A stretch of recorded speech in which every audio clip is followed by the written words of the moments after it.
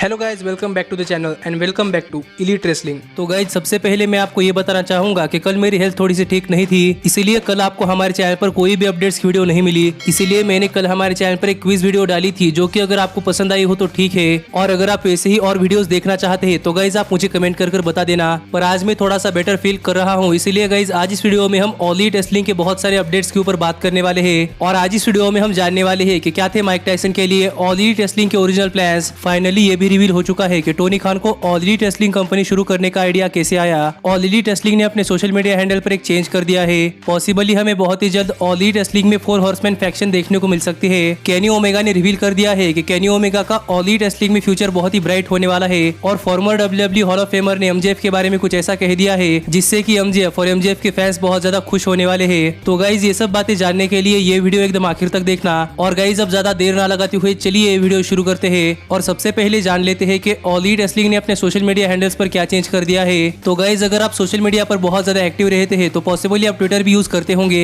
और अगर आप ट्विटर यूज करते हैं तो गाइज आप पॉसिबली ट्विटर पर ऑल एलीट रेसलिंग को फॉलो करते होंगे, जहां पर पता नहीं आज तक आपने नोटिस किया या नहीं, पर गाइज ऑल एलीट रेसलिंग के सोशल मीडिया हैंडल का आईडी एई रेसलिंग था, जो दिखने में बहुत ही वियर्ड था। क्योंकि गाइज यहाँ पर ऑल एलीट रेसलिंग ने अपना पूरा नाम ऑल एलीट रेसलिंग नहीं डाला था, या फिर अपना आधा नाम एईडब्ल्यू नहीं डाला था। और इसके अलावा ऑल एलीट रेसलिंग ने यहाँ पर ऐसा वियर्ड नाम डाला था जो कि था एई रेसलिंग, जिससे काफी सारे फैंस कंफ्यूज हो रहे थे कि क्या ये ऑल एलीट रेसलिंग का ऑफिशियल ट्विटर हैंडल है या नहीं। और एईडब्ल्यू ने ऐसा इसलिए किया था क्योंकि गाइज एईडब्ल्यू नाम का आईडी पहले से ही किसी और ने ट्विटर के ऊपर रजिस्टर कर रखा था, इसलिए ऑल एलीट रेसलिंग उस नाम का आईडी अपने आप के लिए इस्तेमाल नहीं कर सकती थी। पर फाइनली एईडब्ल्यू ने अपना 1 साल कंप्लीट होने के बाद ट्विटर के ऊपर एक ट्वीट कर बताया कि आज के बाद ऑल एलीट रेसलिंग के ऑफिशियल ट्विटर हैंडल का नाम चेंज हो चुका है, यानी कि जो पहले एई रेसलिंग था वो बन चुका है एईडब्ल्यू। जो अपने ऑल एलीट रेसलिंग के ऑफिशियल ट्विटर हैंडल को लेकर ऑल एलीट रेसलिंग ने एक माइनर चेंज किया है, जिससे कि अगर आप ट्विटर पर कभी भी ऑल एलीट रेसलिंग को फॉलो करना चाहते हैं तो गाइज आप एईडब्ल्यू सर्च कर सकते हैं। पर अगर आप ट्विटर पर जा ही रहे हैं तो गाइज आपको इस वीडियो के डिस्क्रिप्शन में हमारे official elite wrestling Twitter handle की आईडी मिल जाएगी, जहां से आप हमारे चैनल को भी ट्विटर के ऊपर फॉलो कर सकते हैं। पर गाइज अब हम आगे बढ़ते हैं और बात करते हैं हमारे अगले अपडेट की, और जानते हैं कि farmer WWE hall of famer ने एमजेएफ के बारे में क्या कहा, जिससे कि एमजेएफ और एमजेएफ के फैंस बहुत ज्यादा खुश हो सकते हैं। तो गाइज आपको पता होगा कि एमजेएफ ऑल एलीट रेसलिंग के लिए बहुत ही बड़े रेसलर है, और जहां कहीं सोशल गैदरिंग्स पर ऑल एलीट रेसलिंग को प्रमोट करने की बारी आती है तो सभी सोशल जगह पर ऑल एलीट रेसलिंग को प्रमोट करने के लिए एमजेएफ सबसे आगे खड़े रहते हैं। तो इसी चीज को लेकर एमजेएफ के बारे में बात करते हुए डब्ल्यूडब्ल्यूई हॉल ऑफ फेमर बबा रे ने कहा कि बबा रे को लगता है कि पॉसिबली एमजेएफ आगे चलकर रेसलिंग इंडस्ट्री के अगले रॉक या फिर जॉन सीना बन सकते हैं, क्योंकि एमजेएफ अपने कैरेक्टर को लेकर बहुत ज्यादा सीरियस होते हैं और एमजेएफ सोशल जगहों पर ऑल एलीट रेसलिंग को आराम से रिप्रेजेंट कर सकते हैं। इसलिए डब्ल्यूडब्ल्यूई हॉल ऑफ फेमर बबा रे को लगता है कि गाइस पॉसिबली आगे चलकर एमजेएफ रेसलिंग इंडस्ट्री के अगले जॉन सीना या फिर रॉक बन सकते हैं, जिससे कि आप समझ सकते हैं कि डब्ल्यूडब्ल्यूई हॉल ऑफ फेमर बबा रे को लगता है कि एमजेएफ आगे चलकर रेसलिंग इंडस्ट्री के बहुत ही बड़े सुपरस्टार बनने वाले हैं। और ये चीज उन्होंने अपने रेसलिंग के एक्सपीरियंस को शेयर करते हुए कही है, जो चीज पॉसिबली एमजेएफ के फैंस एमजेएफ और ऑल एलीट रेसलिंग के लिए बहुत ही बढ़िया है।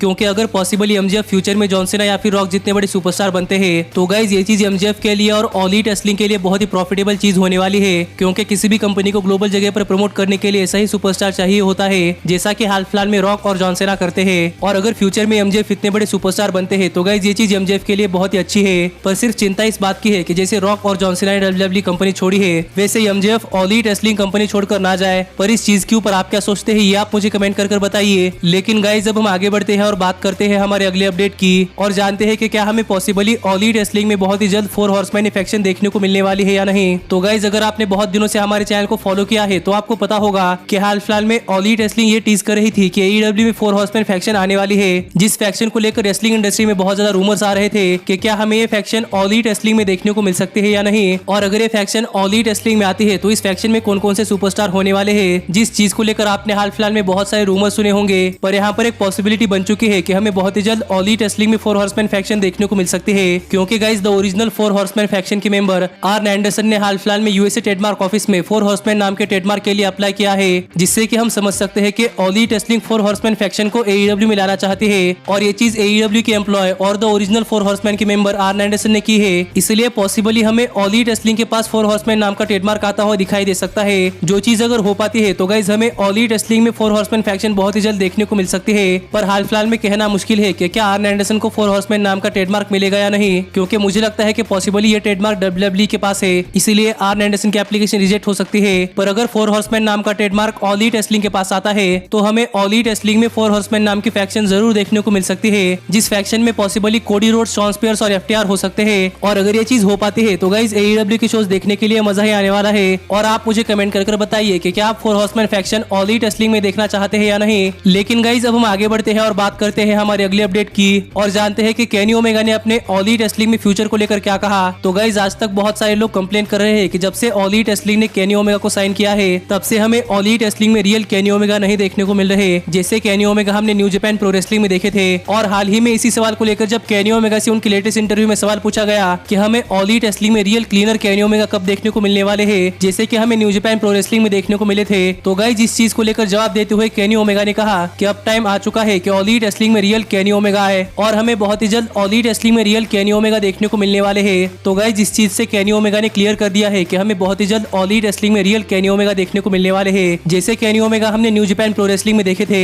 जिस चीज की शुरुआत हमें पॉसिबली ऑल एलिट रेसलिंग के वर्ल्ड हेवीवेट चैंपियनशिप के लिए नंबर 1 कंटेंडर टूर्नामेंट के आखिर तक शुरू होती हुई दिखाई दे सकती है। जिसके ऊपर आप क्या सोचते हैं ये आप मुझे कमेंट करके बताइए। पर मैं तो सच में ऑल एलिट रेसलिंग में रियल केनी ओमेगा देखने के लिए बहुत ज्यादा एक्साइटेड हूँ। लेकिन गाइज अब हम आगे बढ़ते हैं और बात करते हैं हमारे अगले अपडेट की और जानते हैं क्या थे माइक टायसन के लिए ऑल एलिट रेसलिंग के ओरिजिनल प्लान्स। तो गाइज आपने देखा होगा कि हमें इस साल के ऑल एलिट रेसलिंग के डबल और नथिंग 2020 पेपर-व्यू में Mike Tyson first ever AEW TNT heavyweight championship को चैंपियनशिप हैंडओवर करने के लिए आते हुए दिखाई दिए थे। जिसके बाद ऑल एलिट रेसलिंग के डायनामाइट शो पर माइक टायसन और क्रिस जेरिको के बीच में एक बहुत ही बड़ा ब्रॉल हुआ था। तो इसी चीज को लेकर अपने लेटेस्ट सैटरडे नाइट लाइव में बात करते हुए क्रिस जेरिको ने एक बात शेयर की है कि ऑल एलिट रेसलिंग के माइक टायसन के लिए ओरिजिनल प्लान्स ये थे कि डबल और नथिंग 2020 के बाद ऑल एलिट रेसलिंग के होने वाले अगले पेपर-व्यू ऑल आउट 2020 में क्रिस जेरिको और माइक टायसन के बीच में हमें ऑल एलिट रेसलिंग पर एक मैच देखने को मिलेगा। जो ऑल एलिट रेसलिंग के माइक टायसन के लिए ओरिजिनल प्लान्स क्रिस जेरिको ने रिवील कर दिए हैं। और क्रिस जेरिको ने यहाँ पर बात करते हुए कहा कि यही ओरिजिनल प्लान्स थे कि हमें ऑल एलिट रेसलिंग के ऑल आउट 2020 पेपर-व्यू में Chris Jericho versus Mike Tyson ये मैच देखने को मिलेगा।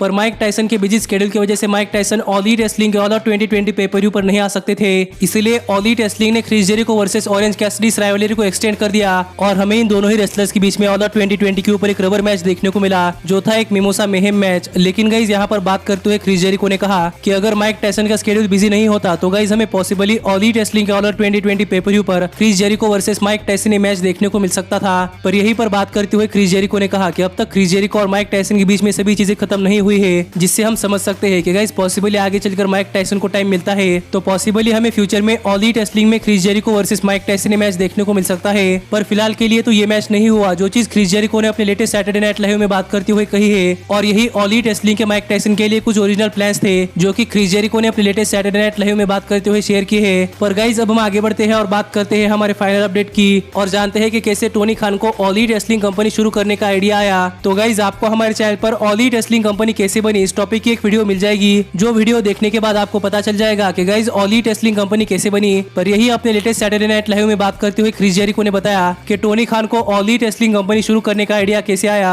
और कैसे टोनी खान ने ऑल एलिट रेसलिंग कंपनी शुरू की। तो गाइज यही अपने लेटेस्ट सैटरडे नाइट लाइव में बात करते हुए क्रिस जेरिको ने बताया कि जब क्रिस जेरिको केनी ओमेगा से एक मैच रेसल करने के लिए न्यू जापान प्रो रेसलिंग में गए थे और जब न्यू जापान प्रो रेसलिंग में रेसल किंगडम 12 पर Chris Jericho versus Kenny Omega match हुआ था, उस मैच से न्यू जापान प्रो रेसलिंग को बहुत ज्यादा फायदा हुआ था।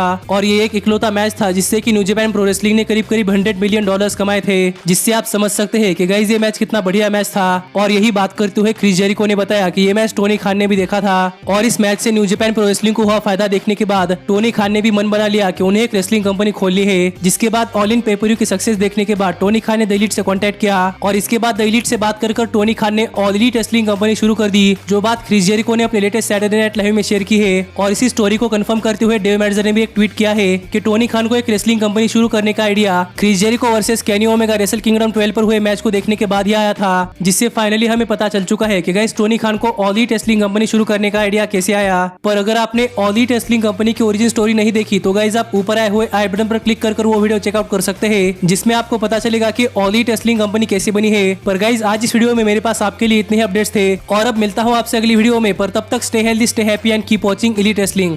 Hey, did you like that video? Click the screen for more. And where do you think you're going? Check out our official merchandise page and to support the entire cast. And thanks so much for being the elite.